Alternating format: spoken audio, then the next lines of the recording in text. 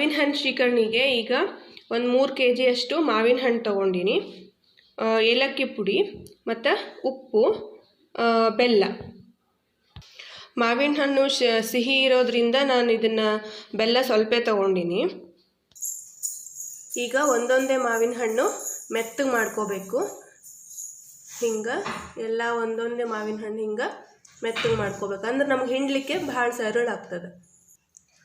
ಈಗೆಲ್ಲ ಹಣ್ಣು ಹಿಂಡ್ಕೊಂಡ್ವಿ. ಈಗ ಹಿಂಗೆ ಮೇಲೆ ತೆಗೆದು ನಾವು ಒಂದೊಂದು ಹಣ್ಣು ಈಗ ಅದು ರಸ ತಕ್ಕೋಬೇಕು. ಸಿಪ್ಪಿ ಎಲ್ಲ ಮ್ಯಾಲೆ ತಗೊಂಡು ಗೊಪ್ಪ ಅದ್ರೊಳಗೆ ಹಾಕ್ಲಿಕತ್ತೀವಿ.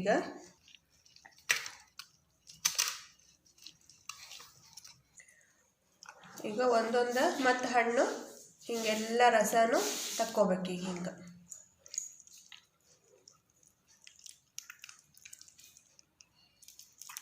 ಸಿಪ್ಪಿ ಒಳಗೂ ರಸ ಇರ್ತದೆ, ಗೊಪ್ಪ ಒಳಗೂ ರಸ ಇರ್ತದೆ, ಅದನ್ನು ತಕ್ಕೋಬೇಕು. ಇದ್ರೊಳಗಿಂದು ತಕ್ಕೋಬೇಕು. ನೋಡ್ರಿ ರಸ ಎಷ್ಟು ಗಟ್ಟಿ ಬರ್ಲಿಕ್ಕತ್ತದ.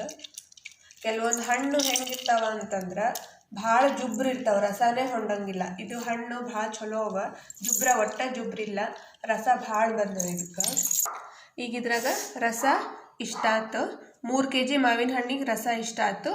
ಇದು ಸಿಪ್ಪಿ ಎಲ್ಲ ಮತ್ತು ಗೊಪ್ಪೆಲ್ಲ ಇದ್ರಾಗದ. ಅದಕ್ಕೆ ಇದನ್ನೊಂಚೂರು ಇದ್ರಾಗ ನೀರು ಹಾಕ್ಕೊಂಡು ಈಗ ಇದನ್ನು ಮತ್ತೊಂದು ಸ್ವಲ್ಪ ಹಿಂಡ್ಕೋತಾರೆ. ನೀರು ಭಾಳ ಹಾಕೋ ಅವಶ್ಯಕತೆ ಇಲ್ಲ, ಒಂದು ಸ್ವಲ್ಪ ನೀರು ಹಾಕ್ಕೊಂಡಿವಿ.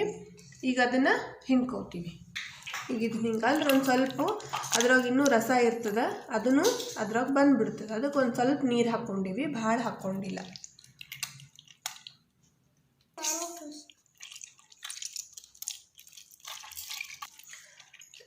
ನೋಡ್ರಿ ಇದ್ರಾಗೂ ಎಷ್ಟು ರಸ ಬರ್ಲಿಕ್ಕತ್ತದ. ಈಗ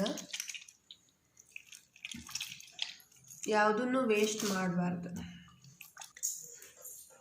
ಇಷ್ಟು ರಸ ಬಂತು. ಈಗ ಈ ರಸನ ಇದ್ರೊಳಗೆ ಮಿಕ್ಸ್ ಮಾಡ್ತೀವಿ.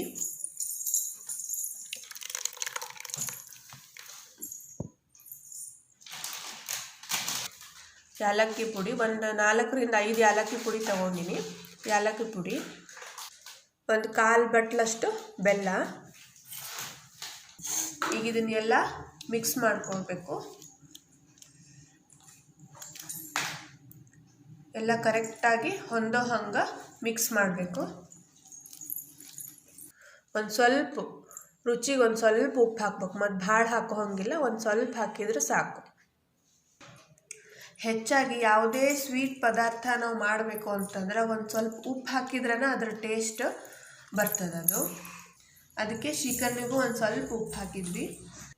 ಈಗ ಶ್ರೀಕರಣಿ ರೆಡಿ ಆಗಿದೆ.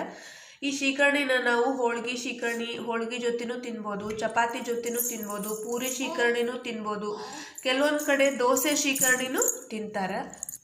ಇವತ್ತು ಚಪಾತಿ ಶ್ರೀಕರಣಿ ಜೊತೆ ಟೇಸ್ಟ್ ಮಾಡೋಣ.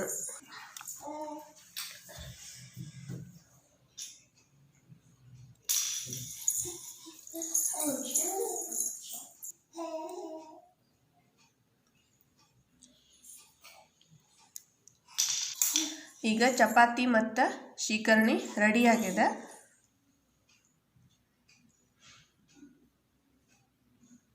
ಈ ವಿಡಿಯೋ ನಿಮಗೆ ಇಷ್ಟ ಆಗಿತ್ತು ಅಂತಂದ್ರೆ ಲೈಕ್ ಮಾಡಿರಿ, ಶೇರ್ ಮಾಡಿರಿ ಮತ್ತು ಕಮೆಂಟ್ ಮಾಡಿರಿ. Thanks for watching.